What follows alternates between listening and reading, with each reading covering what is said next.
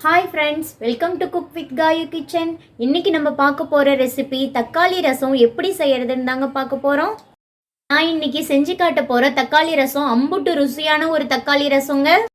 பக்கத்து வீட்டுக்காரங்கெல்லாம் வந்து கேட்குற அளவுக்கு அவ்வளோ மனமாக இருக்குங்க.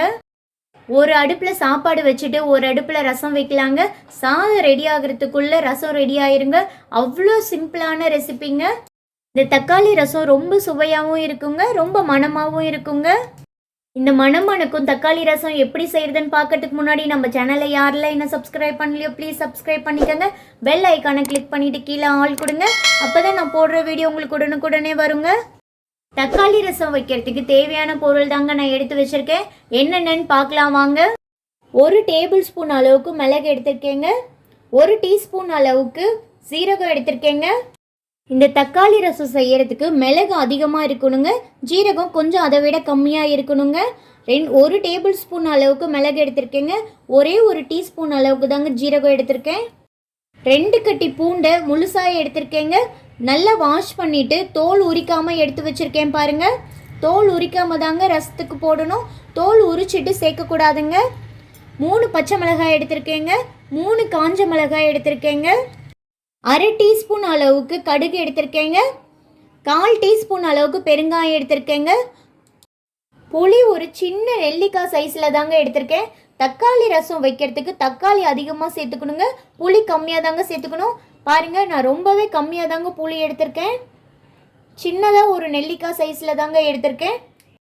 உங்களோட காரத்துக்கு ஏற்ப நீங்கள் பச்சை மிளகாவும் காஞ்ச மிளகாவும் சேர்த்துக்கங்க.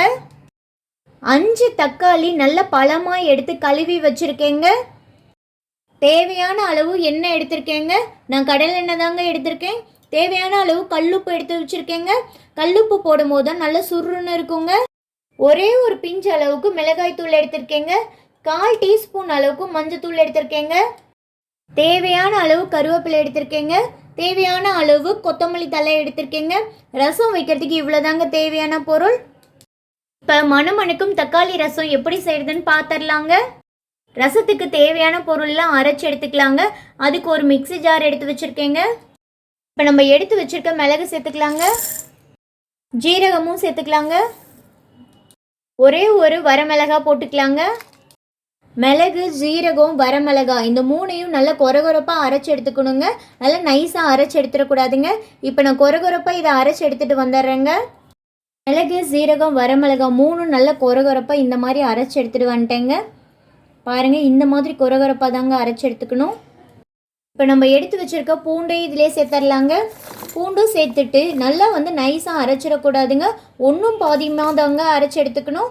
அரைச்சி எடுத்துகிட்டு வந்துட்டு உங்களுக்கு காட்டுறேங்க. நான் இந்த மாதிரி ஒன்றும் பாதியமாக அரைச்சி எடுத்துகிட்டு வந்துட்டேங்க. இப்போ ரசத்துக்கு தேவையான பொருளை கரைக்கிறதுக்காக ஒரு பாத்திரத்தை எடுத்துக்கிட்டேங்க. அதில் நம்ம எடுத்து வச்சுருக்க 5 தக்காளி போட்டுக்கிறேங்க.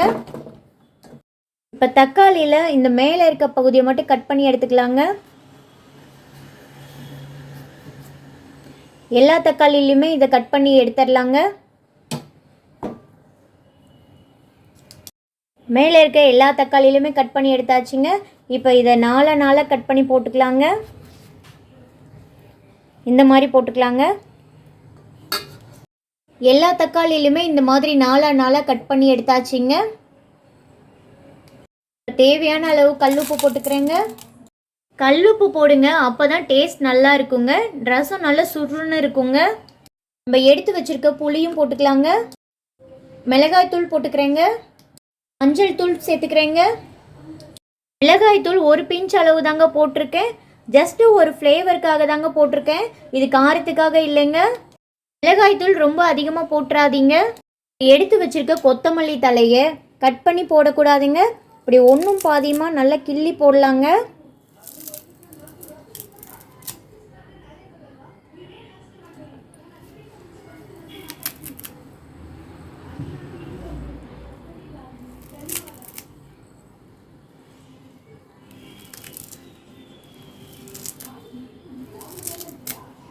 பாருங்க,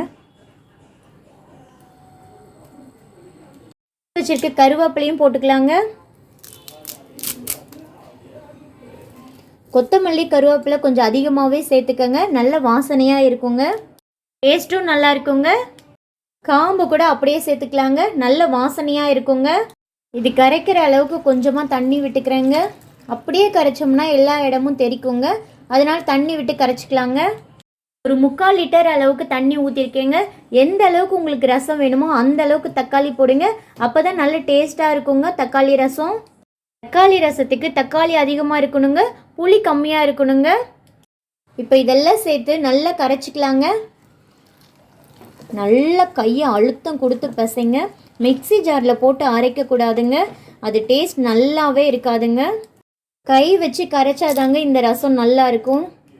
தக்காளி நல்ல பழமாக எடுத்துக்கிட்டிங்கன்னா கரைக்கிறதுக்கு ரொம்ப ஈஸியாக இருக்குங்க. பாருங்கள், இந்த மாதிரி நல்ல பழமாக எடுத்துக்கோங்க எப்பொழுதுமே. கொத்தமல்லி தழை, கருவேப்பிலை தழை அதெல்லாம் நல்லா கசக்குன்னு கசக்கணுங்க. அதில் இருக்கிற சாரெல்லாம் நல்லா கீழே இறங்கணுங்க. எந்த அளவுக்கு கரைக்கிறீங்களோ அந்த அளவுக்கு டேஸ்ட் நல்லா இருக்குங்க. நாட்டு தக்காளி எடுத்துக்கிட்டிங்கன்னா அதில் புளிப்பு அதிகமாக இருக்குங்க, அதனால தக்காளிக்கு ஏற்ற மாதிரி பொருட்கள்லாம் போட்டுக்கோங்க. புளியையும் சேர்த்து நல்லா கசக்கி கொடுத்துக்கிறேங்க. புளி சக்கை இதிலே தாங்க இருக்கணும், தனியாக எடுத்துடக்கூடாதுங்க. எல்லாம் சேர்த்து நல்லா கரைச்சி கொடுத்துக்கலாங்க.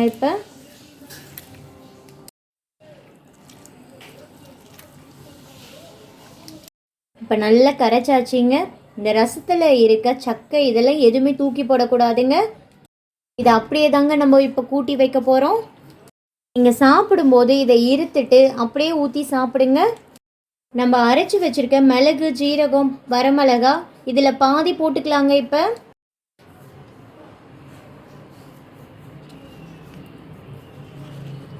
இதை மறக்காமல் ஃபாலோ பண்ணுங்கள். மீதியை தாளிப்பில் போட்டுக்கலாங்க.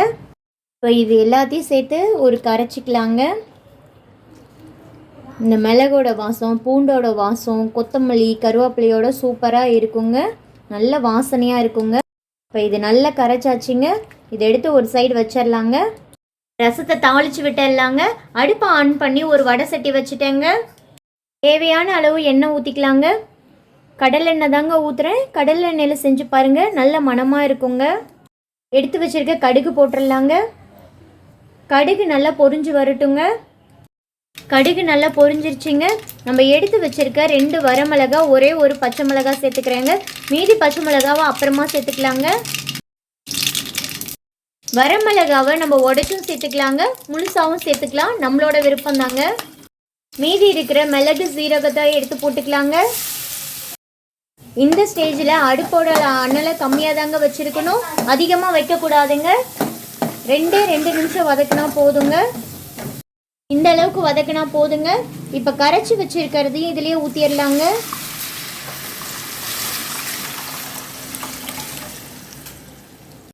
ரசம் கரைச்சி வச்ச பாத்திரத்துலேயே தண்ணி ஊற்றிருக்கேங்க.